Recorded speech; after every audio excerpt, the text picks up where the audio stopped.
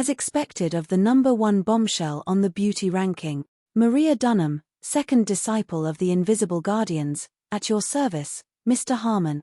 Ivy Dennis, third disciple of the Invisible Guardians, at your service, Mr. Harmon. The two girls in white also introduced themselves. All right. You've all come at the right time. Come have some tea. Hector smiled gently, motioning for Jack to serve the tea and pastries. Mr. Harmon, we heard you're in trouble, so we're here on our master's orders to lend a hand. If you need anything, just let us know. We promise to help you handle it with ease, Callias said confidently. The three of you must be exhausted from such a long journey. Please get some rest first. We can discuss this tomorrow. Oh, by the way, why haven't I seen your master? Hector asked, changing the subject. Just 3 disciples from the Invincible Guardians were obviously not enough. It was best if a few elders or even the leader stepped in. Don't worry, Mr. Harmon. My master and his colleague will be here in 2 days, Silas replied. Great. Hector secretly let out a breath he had been holding. Actually, something small like this doesn't even require my master and his colleague to step in. No matter what it is, I can slay it with just 1 slash. Silas shrugged, and a long sword immediately appeared on his back. He grabbed it with one hand, gripped the hilt, and slashed down on a chair about 10 feet away. The sword glinted, and the wooden chair split into several pieces. Amazing swordsmanship, Silas. Maria and Ivy said in unison, gasping in shock. The external manifestation of true energy was a sign of a divine-level martial artist. To be able to cast such a quick and fierce aura in his early 30s was truly no small feat. Mr. Harmon, what do you think of my sword? Silas smiled slightly with a hint of pride. As he spoke, he even snuck a glance at Natasha as if to say, did you see how cool I was? Not bad.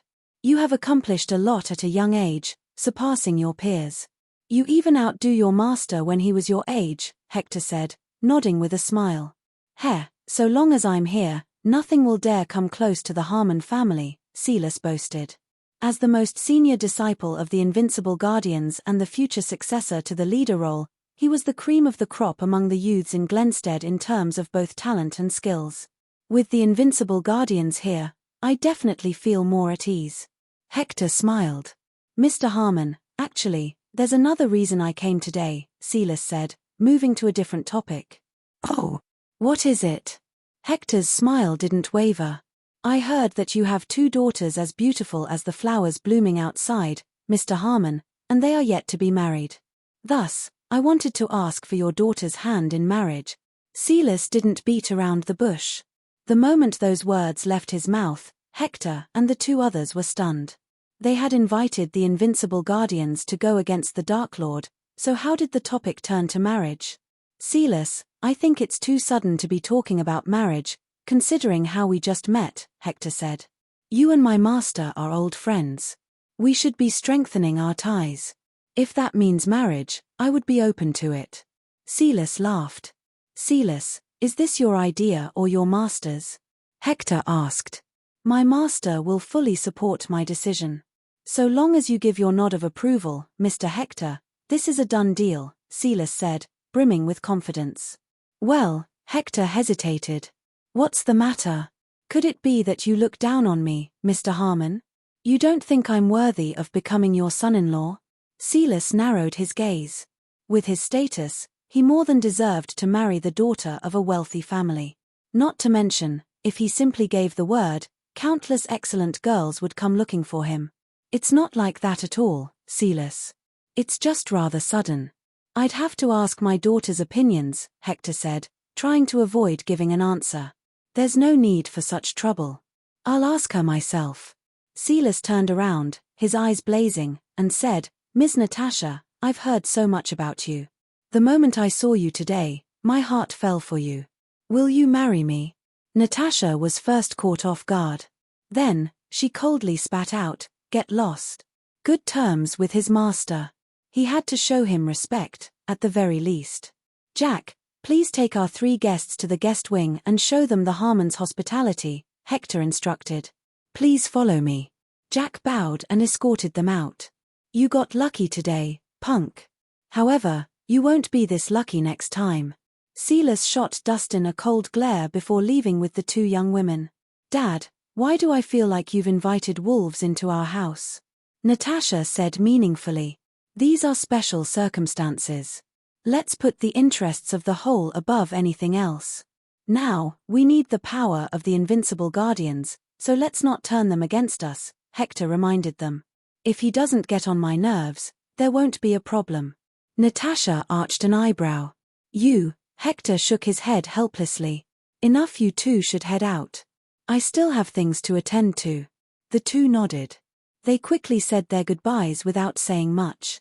After leaving the study, Natasha specially arranged a luxurious guest suite for Dustin, complete with a hot bath. To put it nicely, a private bodyguard would get special perks. Dustin wanted to turn it down at first, but he couldn't stand the pleading and pestering, so he decided to stay for now. His main concern was Natasha's safety. The Dark Lord could attack at any time. Considering his treacherous tricks, he could easily take out several people at once. If he didn't stay by Natasha's side protecting her and something ended up happening to her, he'd regret it for the rest of his life. Dustin practically lived in the Harmons' home for the next few days. In his spare time, he gave martial arts training to Abigail or went flower viewing with Natasha.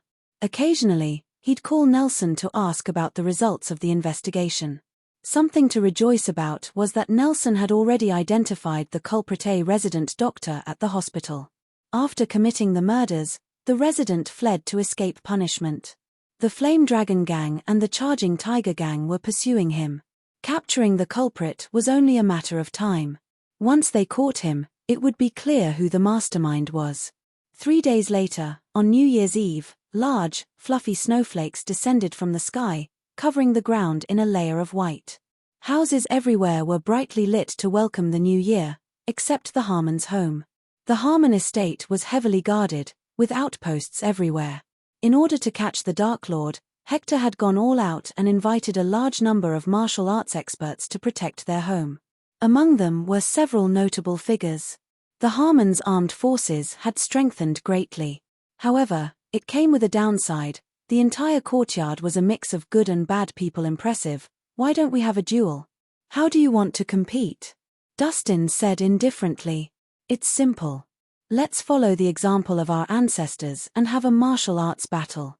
The winner will get Natasha's hand in marriage. Silas raised his head slightly. Dustin said nothing, instead turning to look at Natasha. Although he was certain he could win, he didn't agree with treating women as objects to be won, so he had some concerns. What, are you scared? If you are, then just forfeit, Silas said with a cold laugh. Isn't it just a fight? Fine, we agree, Natasha replied. At that moment, Hector suddenly slammed his hand on the table and shouted, "This is ridiculous. The enemy hasn't appeared yet, but we're already starting to tear each other apart. This is unacceptable. Dad, that bastard." Enough. Hector raised a hand, interrupting Natasha. Sternly, he said, "Do not bring up the martial arts battle again. If you youngsters are brimming with energy, you can go outside and run a few laps." It was one thing to bicker, but if a fight broke out, things would get complicated. One side was the young man that he had his eyes on, while the other was the invincible guardians. No matter who won, it would be unfavorable to the Harmons. Before the big enemy appeared, any internal conflict would just be an opportunity for the Dark Lord to take advantage of. Silas, you must be exhausted from the long journey. Go get some rest. We can talk about it later, Hector said lightly. Yes. Seeing that Hector was upset, Silas couldn't refuse. After all, Hector was on good terms with his master. He had to show him respect, at the very least. Jack, please take our 3 guests to the guest wing and show them the Harmons' hospitality, Hector instructed.